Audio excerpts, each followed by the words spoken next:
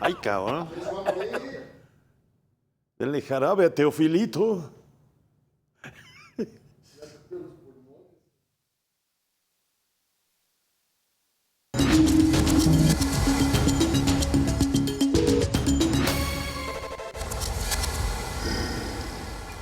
Ahí están las cifras oficiales y pueden ser consultadas por cualquier ciudadano. Ahí están las imágenes, ahí está la gente. En fin, me da mucho gusto presentar en el estudio de Experiencia Media a nuestro compañero periodista de Mega Noticias, Andrés Solís. Mi querido Andrés, ¿cómo definirías este sexenio? Pues ya en recta final, ¿qué nos quedó a deber el gobierno a los mexicanos? Venga, mi querido Andrés. ¿Cómo estás, mi querido Leo? Saludos con mucho gracias. gusto a ti y, por supuesto, a toda la audiencia de Mega Noticias. Y bueno, ¿cómo calificamos el sexenio? Pues es un sexenio de altibajos, de promesas incumplidas, de compromisos que se cumplieron a medias, pero sobre todo de una gran opacidad. Y este ejercicio que tanto prometió el presidente de comunicación directa con la prensa, pues no se dio. Y además, ya hablaste del tema de la corrupción, de la seguridad, de la salud. Y otro de los grandes temas pendientes, Leo, es el de la educación, que no es porque estemos reprobando una prueba diagnóstica internacional. Estamos comprometidos en nuestro futuro y si quieres, déjame presentarte esta pieza que también trabajamos en esta ocasión.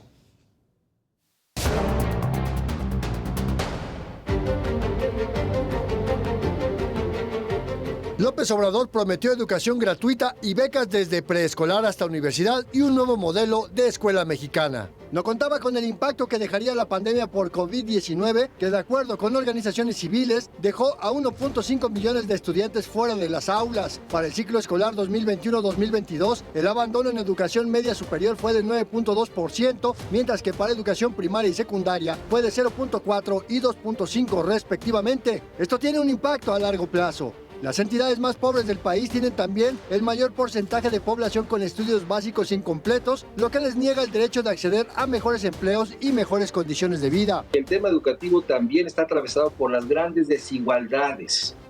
Lamentablemente en nuestro país, el lugar donde se habita define el acceso, en este caso, a educación de calidad. El gobierno abrogó la reforma educativa impulsada por el expresidente Enrique Peña Nieto y propuso la llamada Nueva Escuela Mexicana, con nuevos programas y libros de texto que comenzaron a utilizarse en el ciclo escolar 2023-2024 y cuyos resultados no se podrán ver en el corto plazo porque tampoco se ha completado la capacitación docente en este nuevo esquema de enseñanza. Y tampoco hemos reducido el rezago educativo ni las deficiencias en el aprendizaje. De 2018 a 2022, México perdió posiciones en el aprovechamiento que mide la OCDE a través de la prueba PISA, especialmente en áreas de ciencias, matemáticas y comprensión lectora. Que se comprometa un cierto porcentaje del Producto Interno Bruto al sistema educativo en su conjunto y que eventualmente se diga que cierto porcentaje va a educación básica, cierto porcentaje va a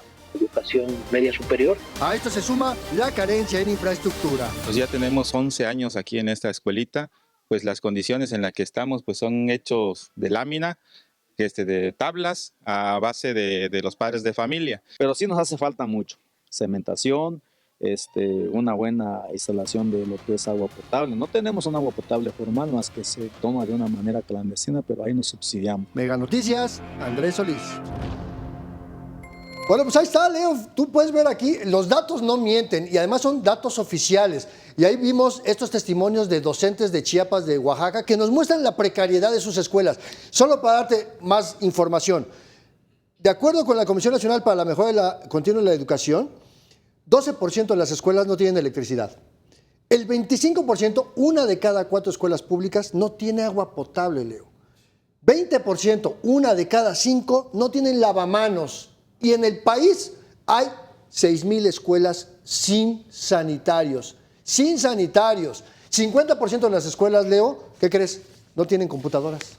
¿Sabes? 70% no tienen internet. Ya ni me digas, me da impotencia, me da enojo, digo, por los jóvenes y por los niños, sobre todo aquellos que no tienen las posibilidades, que son la gran mayoría de los padres, de enviarlos a una institución privada. Pero fíjate, más de 500,000 millones de pesos se gastó este gobierno en una obra, lo voy a decir así, demencial, que es el Tren Maya, porque la mayoría de los mexicanos ni siquiera se van a subir al Tren Maya, que destruyó más de 7 millones de árboles, reconocido por el gobierno, y de acuerdo con organizaciones ambientalistas fueron mucho más de 10 millones de árboles, devastó una parte importante de las selvas que no se recuperan.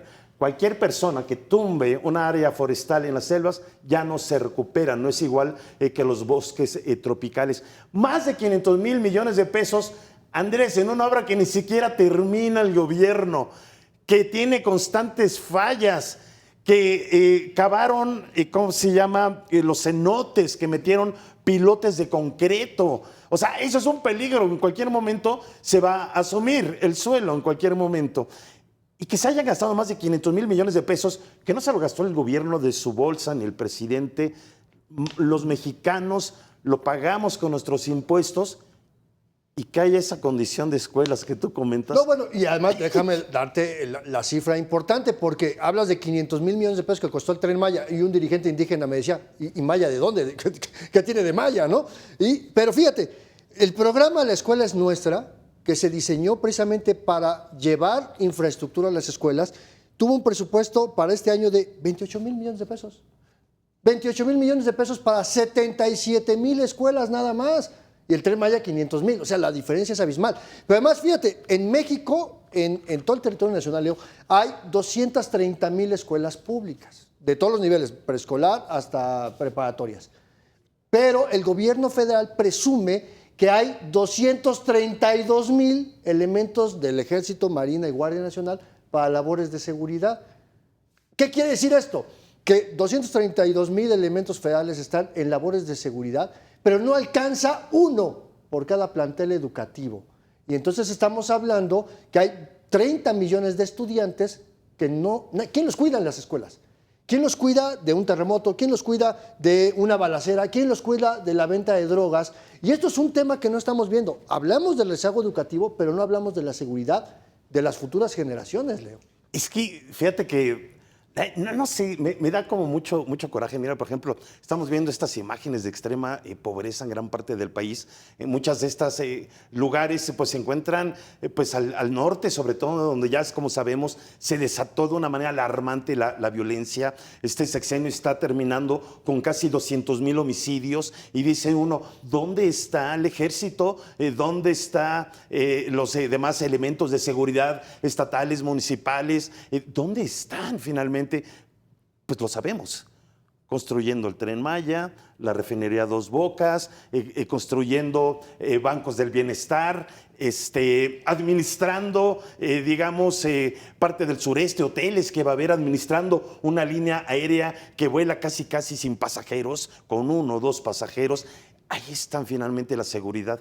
Y todos estos ciudadanos que habitan en colonias o en municipios tan pobres y que están al desamparo del AMPA, repito, casi 200,000 muertos en este sexenio, que supera por mucho al de Calderón, que fue el más sangriento, y que supera por mucho otro que superó a Calderón, que fue Peña Nieto, pero estos dicen, ahí te voy. Bueno, pero los vimos marchando el 16 de septiembre, muy pomposos, con sus equipos y presumiendo armas nuevas, vehículos, pero a la hora de la hora, ese mismo día, Leo, tú recordarás, las balaceras en Culiacán, a todo lo que daba. Y entonces, este nivel de desprotección, ¿no? ¿De qué nos sirve tener esas Fuerzas Armadas tan poderosas, tan equipadas, si no sirven para la labor que se supone que deberían ser, que es la salvaguarda de la sociedad? Y estas cifras que nos das, que a la que se suma de estos 200 y tantos mil fallecimientos, estamos hablando de más de 130,000 personas en calidad de desaparecidas. No hay una cifra oficial. Que no la suman finalmente. Y no hay claro. una cifra oficial de personas desplazadas, víctimas del desplazamiento forzado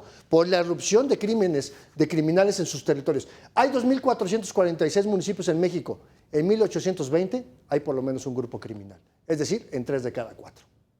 Ya, en verdad que yo espero, en verdad, que el siguiente sexenio haga mejor las cosas por el bien de todos los mexicanos. Nos conviene, si el siguiente gobierno hace bien, hay voluntad, pues obviamente eso nos beneficia, pero si el siguiente gobierno va a repetir exactamente lo mismo, como ha dicho Claudia Sheinbaum, ya pues, prácticamente presidenta de México, pues y yo no sé en verdad qué pase con los mexicanos, pero hacemos votos.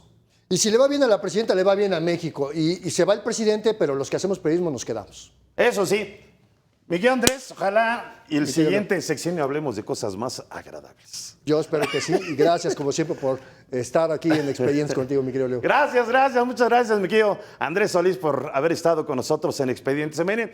Y nosotros vamos a la...